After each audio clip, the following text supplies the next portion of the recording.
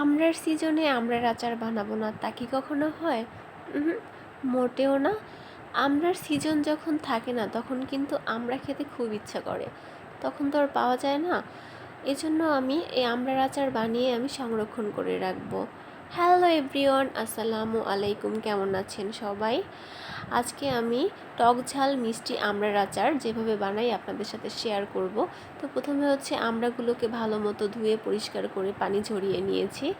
তারপর হচ্ছে বিভিন্ন মশলা আমি অ্যাড করব। তো মশলাগুলো আমি পরে বলতেছি কি মশলা আমি এতে অ্যাড করি।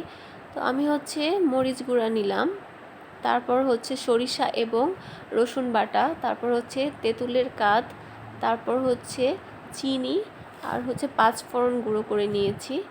তো প্রথমে হচ্ছে আমি একটা কড়াইতে সরিষার তেল দিয়ে দিলাম, 3 টেবিল চামচ সরিষার তেল দিয়ে দিলাম, একটু বেশিও দিতে পারেন। তো যখন তেলটা গরম হবে তখন আমার বেটে রাখা যে সরিষা এবং রসুনটা ছিল ওটা আমি গরম তেলে দিয়ে দিব।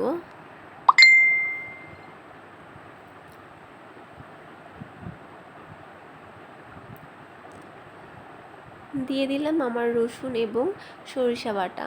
তো এটাকে আমি ভালো মতো একটু কষিয়ে নিব, ভালো মতো নাড়াচাড়া দিয়ে কষিয়ে নিতে হবে। তারপর হচ্ছে আমার ধুয়ে রাখা পানি ঝরিয়ে রাখা যে আমড়াগুলো ছিল আমি দিয়ে দিলাম কড়াইতে। তো এভাবে 3-4 মিনিট নাড়তে থাকতে হবে, মশলাটা ভালোভাবে আমড়ার সাথে মিশিয়ে নিতে হবে।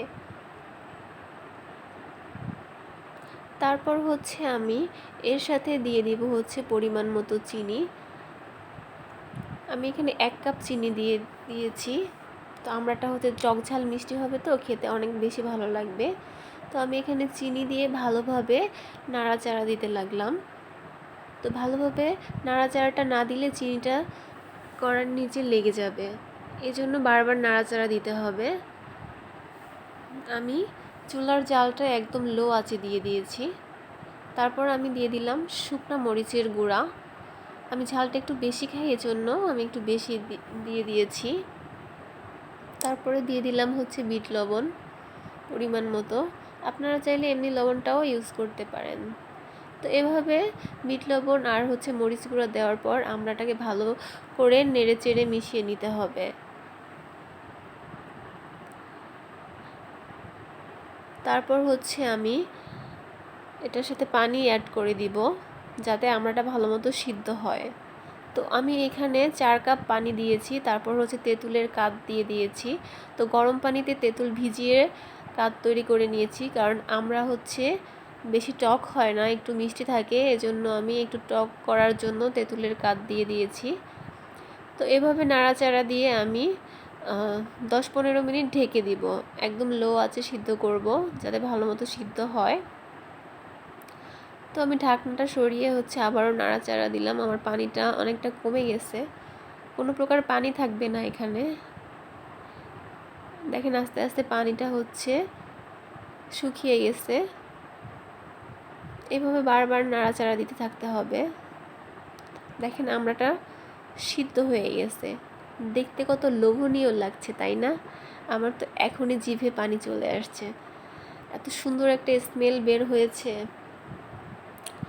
তো এ পর্যায়ে হচ্ছে আমি এর সাথে অ্যাড করে দিব হচ্ছে আমি যে 5 ফোড়ন তেলে রেখেছিলাম, 5 ফোড়ন আর শুকনো মরিচ আমি তেলে হালকা বেটে নিয়েছিলাম, একটু আস্তে আস্তে করে তেলে নিয়েছিলাম। তো ওই গুঁড়াটা আমি দিয়ে দিলাম। এই 5 ফোড়নের ফ্লেভারটা কিন্তু অনেক বেশি ভালো লাগে আচারে। তো এভাবে 5 ফোড়নটা দেওয়ার পর তেলে রাখা যে 5 ফোড়নটা ছিল ওটা দেওয়ার পর আবারও নাড়াচাড়া দিতে হবে। এই যে পানিটা শুকিয়ে গেছে সম্পূর্ণ, আর দেখে তো লোভনীয় লাগছে। আপনাদের কাছে কেমন লাগছে অবশ্যই কমেন্টস করে জানাবেন এবং আমাকে ফলো দিয়ে সবসময় পাশে থাকবেন।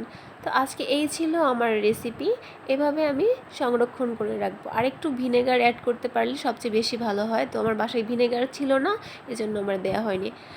সবাই ভালো থাকবেন, দোয়া করবেন। আল্লাহ হাফেজ।